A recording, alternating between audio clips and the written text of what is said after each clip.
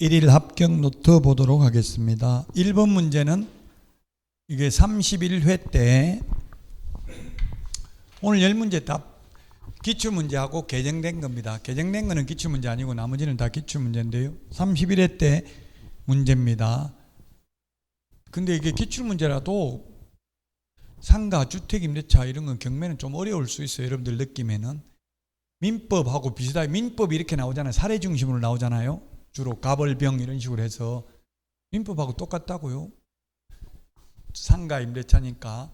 여기는 포인트가 뭐냐 하면 그러니까 키워드를 자꾸 연습을 하면서 키워드를 좀 봐야 돼요. 여기는 뭐냐면 보증금이 10억입니다. 보증금이 서울에서 9억 초과하면 적용 안 되는 거 적용되는 원칙 적용 안 됩니다. 임시 표준 대개 권해만 적용되고 나머지는 적용 안 된다 했어요. 틀린 것. 예, 대항력은 다음날 오전 0시 대항력은 취득합니다. 그러나 9억 초과니까 우선 면제, 최우선 면제, 최단기 존속기간, 임차권 등기 명령, 월차임 전환율 5%밖에 못 올린다 이런 건 적용 안 된다고요.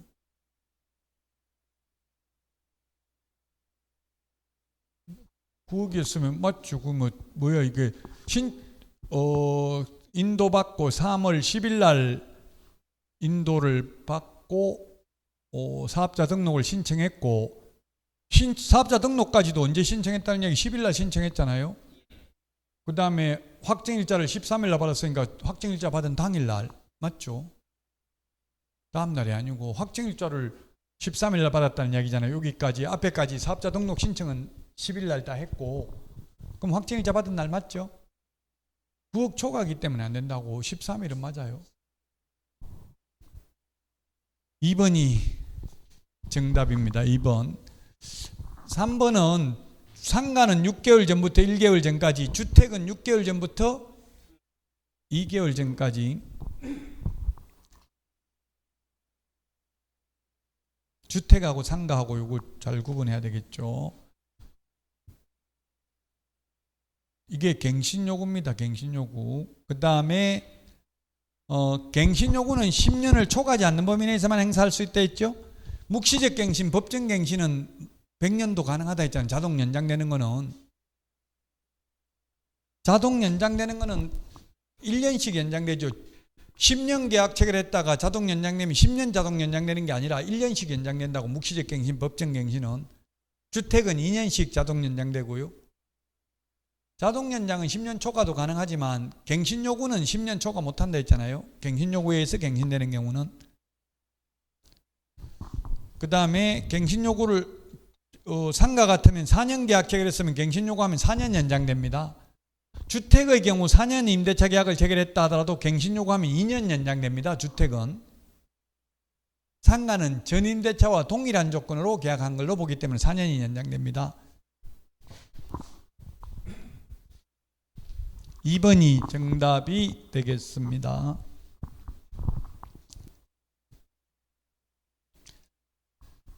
요거는 2022년 1월 4일 날 개정된 거니까 기출 문제는 아닙니다.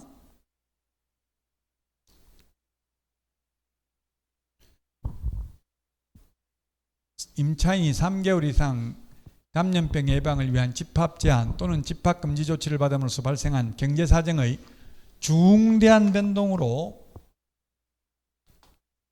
경미한 변동 안 되고요. 중대한 변동으로 폐업을 한 경우 사정 변경을 이유로 임대차 계약을 해지할 수 있다. 이 다자가 어디 갔지? 있다. 그렇습니다. 있습니다. 만약에 이렇게 해서 임대인이 해지 통보를 받은 날부터 3개월이 지나면 효력 발생해야 된다. 주인이 보증금 내줘야 된다. 이제 폐업으로 인한 임차권 해지는 이 법 시행 당시 존속 중인 임대차에 대해서도 적용되고요. 환산보증금이 서울에서 9억 초과하는 경우에도 적용됩니다. 임차인이 계약갱신 요건을 행사하여 갱신된 경우 임차인은 언제든지 임대인에게 해지 통보할 수 있고 임대인이 해지 통보를 받은 날로부터 3개월이 지나면 효력이 발생한다. 답 5번이네요. 이게 주택하고 다른 점이 주택은 임차인이 갱신 요구에 의해서 갱신돼도 또 나가고 싶으면 주인한테 나간다 할 수 있어요. 근데 상가는 4년 계약했다가 갱신 요구에서 4년 연장도 됐는데 1년 장사하다가 나가겠다 하면 원칙적으로 남은 3년간 월세 다 내야 돼요. 그 규칙을 그렇게 만든 거예요. 왜 그러냐? 법조문을 그렇게 만들었어요. 입법자의 입법 의도가 왜 그런지는 시험에 나오진 않아요. 원래 이게 원칙인데 주택은 그 임대차 3법이라 해가지고 임차인을 특별히 보호하기 위해서 만들면서 주택의 경우는 세입자가 나가고 싶으면 언제든지 나간다고 할 수 있다. 왜냐하면 그 시대적 배경이 만들 때 법을 만들 때 주택의 경우는 막 보증금이 계속 올라가고 있었기 때문에 세입자가 나간다 하는 경우는 거의 없거든요, 현실적으로. 근데 지금은 이제 오히려 전세가 내려가지고 세입자가 나가려고 해도 주인이 돈을 못 내주는 현상이 생겨버렸죠.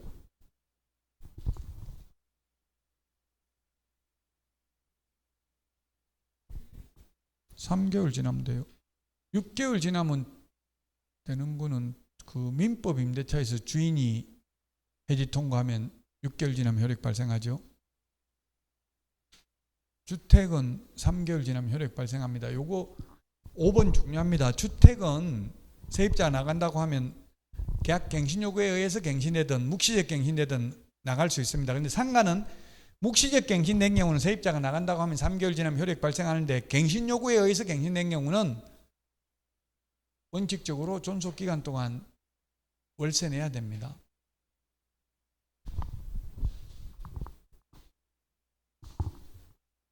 (5번이) 답이 되겠습니다. 요거는 기출 문제 아닙니다.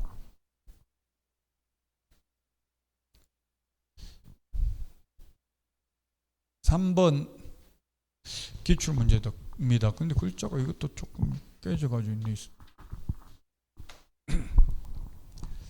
자, 3번은 이건 기출 문제입니다. 몇 텐지는 지금 안 적어 놓긴 했는데요. 답은 몇 번입니까? 3번이죠. 3번. 정액 청구는 주택이든 상가든 정액 청구는 다 5%, 5%나 100분의 5나 20분의 1이나 같은 말이죠. 정액은 5%밖에 안 되고요. 감액은 상한선 없습니다. 주택이든 상가든. 그 다음에 월세로 전환하는 경우에는 상가는 1할 2푼 또는 기준금리 4.5배 중에서 낮은 비율을 초과할 수 없고요. 주택은 1할 또는 기준금리 더하기 2% 중에서 낮은 비율을 초과할 수 없죠. 주택하고 상가하고 같이 비교해서 암기해야 됩니다. 답 3번입니다. 3번. 기출문제 전형적인 패턴이 이렇게 박스형 문제입니다. 그 이번에 방문각 모의고사처럼 몇 개인가 이런 거는 출제되지 않았어요, 작년에. 근데 지금 이번 모의고사에는 한 3개 정도 있는 것 같던데요. 몇 개인가. 그게 어렵죠. 몇 개인가가 가장 어려운 패턴입니다. 이게 기출문제 패턴이라고 이렇게 박스 안에 해놓고 옳은 것은 이런 식으로 나오는 게.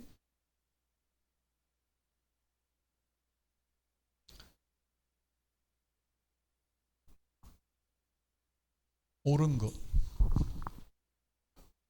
자순위 매수신고는 그 신고액이 최고가 매수신고액에서 그 보증금을 뺀 금액을 넘지 않는 때가 아니라 넘는 때에 할 수 있다. 자, 그래서 2억인데 최저매각 가격이 기출문제 보면 2억 5천만 원 써냈습니다. 1등 하려고. 그러면 보증금은 얼마 낸다고요? 최저매각 가격이 10%인 2천만 원만 내면 된다고요. 그럼 자순위 매수신고는 얼마 이상 써내야 돼요? 2억 3천 이상. 그럼 2천만 원 낸 거 이거 안 돌려주잖아요. 보증금 잔금 안 내면. 안 돌려주면 제가 국가에서 몰수하는 게 아니고 배당재단에 편입 배당할 금액에 합산한다 했어요. 그래서 2등에게 2억 3천에 팔아도 이거 안 돌려준 거하고 합하면 결국 1등에게 2억 5천에 판 거나 똑같다고요. 그래서 2등을 뽑는다는 이야기. 자순위 매수신고를 넘는 때입니다. 넘지 않는 때만 기출문제입니다. 매각 허가 결정이 확정되어 대금 지급 기한의 통지를 받으면 기한까지 대금을 지급해야 된다. 맞네요. 지급 안 하면 재매각을 하죠. 재매각. 등기 촉탁한 때 소유권 취득하는 게 아니라 돈 다 낸 때에 소유권 취득합니다. 선순위 저당권은 매각으로 소멸하지 않는다 했는데 저당권, 건저당권, 담보가등기, 압류, 가압류 5개는 무조건 말소, 유치권, 분묘기지권, 법정지상권은 무조건 인수된다 했습니다. 답, 그래서 2번이 정답이 되겠습니다. 2번이 정답입니다. 기출문제입니다.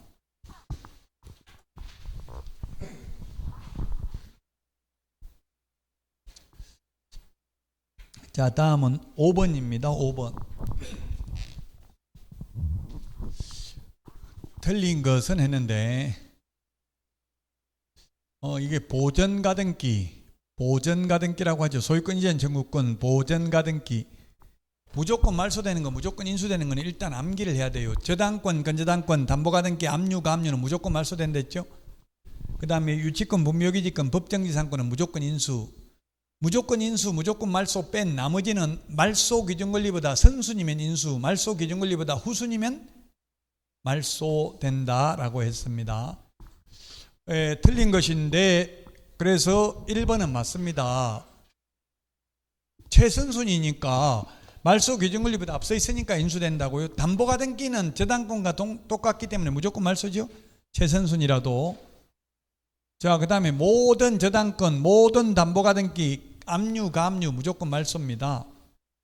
그 다음에 임차건물이 매각되더라도 보증금이 전액 변제되지 아니한 대항력 있는 임차권은 소멸하지 않는다. 맞습니다. 대항력이 있다는 말은 말소 기준 권리보다 최선순위인 경우만 대항력이 있죠. 경매에서는 선순위 담보물권자에게는 대항할 수 없습니다. 그 다음에 4번 최선순위 전세권이라 하더라도 배당 요구하면 말소된다 했죠. 전세권은 배당 요구하면 말소되고 최선순위 임차권은 배당 요구했다 하더라도 전액을 다 배당받을 때까지는 인수됩니다. 전세권은 물권이기 때문에 최선순위면 현실적으로 배당 못 받는 경우는 거의 없어요. 그 전세권인 경우는 배당 요구했다면 무조건 말소입니다. 그러나 최선순위 임차권은 배당 요구해도 못 받을 수 있어요. 채권이기 때문에. 왜냐하면 대항력만 갖추고 확정일자를 안 받았을 수도 있잖아요. 그러면 인수되지만 배당 요구하면 후순위가 되니까 못 받을 수도 있다고요. 그래서 다 받을 때까지는 인수됩니다. 최선순위 임차권은. 그러나 전세권의 경우 배당 요구하면 말소됩니다. 배당 요구 안 하면 물론 인수되고요. 그 다음에 유치권의 경우는 경매 신청 기입 등기 전까지는 일단 유치권을 취득해야 돼. 경매 신청 기입 등기 후에 경매 신청 기입 등기하면 압류 효력이 생긴다 했어요. 압류 효력이 생긴 뒤에 점유를 취득한 자는 유치권자는 매수인에게 낙찰자에게 대항할 수 없습니다.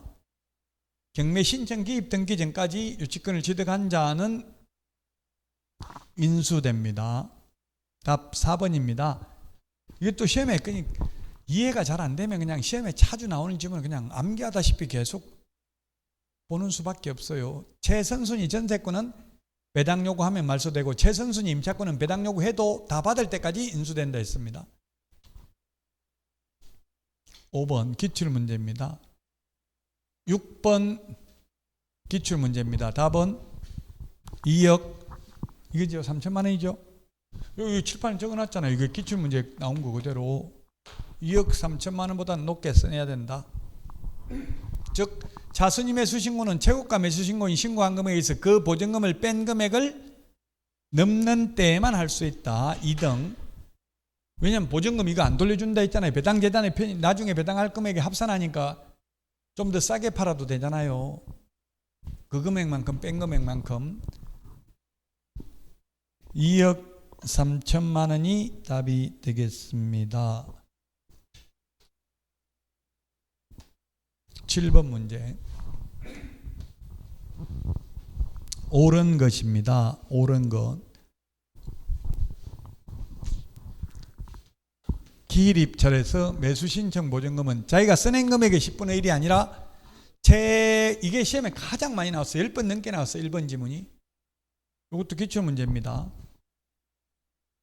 최저매각가격이 10분의 1. 항고보증금은 매각 대금의 10분의 1. 2번이 맞네요. 차순위 매수 신고는 그 신고 금액이 최고가 매수 신고 금액에서 그 보증금을 뺀 금액을 넘는 때만 할 수 있다. 이게 보세요. 지금 오늘 기출문제다 보니까 계속 똑같은 게 나오잖아요. 촉탁한 때가 아니라 매각 대금을 다 낸 때의 소유권을 취득한다. 대금 지급 기일이 아니고 뭐라고 했어요? 기한. 29일까지 돈 내면 된다. 옛날엔 기일일 때는 딱 정해진 날만 돈 낼 수 있다. 돈 내는 게 왜 중요하냐면 돈 내는 순간 소유권을 취득하니까 매수인 입장에서 보면 빨리 돈 내고 권리를 확정 짓는 게 좋잖아요. 돈 있으면 어차피. 기일에서 기한으로 바뀌었다. 5번 재매각 절차에서 전 매수인은 매수 신청을 할 수 없다. 금반환의 원칙에 의해서. 왜? 또 매수 신청해놓고 보증금만 걸어놓고 잔금 안 내고 이렇게 하면 자꾸 경매 절차가 지연되잖아요. 그래서 전 매수인은 매수 신청을 할 수 없습니다. 자, 다음은 8번 문제 보겠습니다. 28회 기출 문제입니다. 틀린 것은 매수 신청 대리 보수는 약정이 없으면 매각 대금 지급 기한일이고요. 중개 보수는 약정이 없으면 거래 대금 지급이 완료된 때입니다.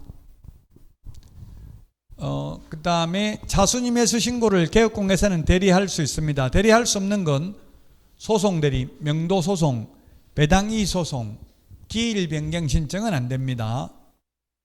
자, 그 다음에 등수 사보자, 등록증은 게시해야 됩니다.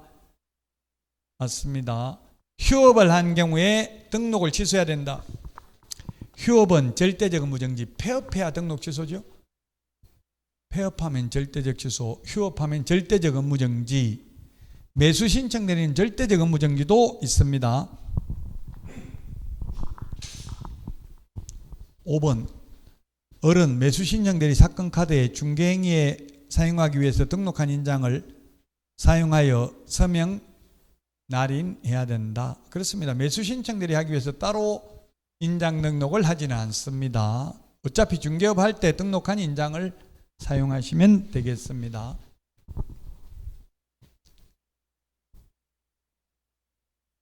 9번 29회 기출문제입니다. 29회 기출문제. 자, 일단 답부터 먼저 보면 아까 지금 강조했잖아요. 폐업해가지고 등록 취소된 경우는 등록 취소되고 나서 3년 안 지나도 된다 했죠. 제지어서 등록 취소된 게 아니라 중개업을 폐업했는데 등록 취소한 경우는 다시 중개업 등록을 했으면 등록 매수 신청 대리인 등록 취소되고 3년 안 지나도 또 매수 신청 대리인 등록할 수 있다. 틀린 것. 29회 1번 부칙 개공은 안 된다 했잖아요. 자격증 첨부해야 되기 때문에 부칙 개공은 등록 안 된다 했죠. 공유자 우선 매수 신고할 수 있다. 할 수 없는 것 소송 대리 안 된다고 했고요. 그 다음에 자격 취소되면 등록 취소해야 되고 대리 행위를 할 때마다 매각 장소 또는 집행법원에 개업 공개사가 직접 출석해야 되고 법인인 경우 오직 대표자만 출석할 수 있습니다. 따라서 매수 신청 대리 실무 교육은 오로지 법인인 경우 대표자만 받죠. 자, 그 다음에 10번입니다. 우리 암기 프린트 34번에 7가지 할 수 있는 거 있는데 할 수 없는 게 매각 기일 변경 신청, 명도 소송, 항고 소송, 배당이의 소송.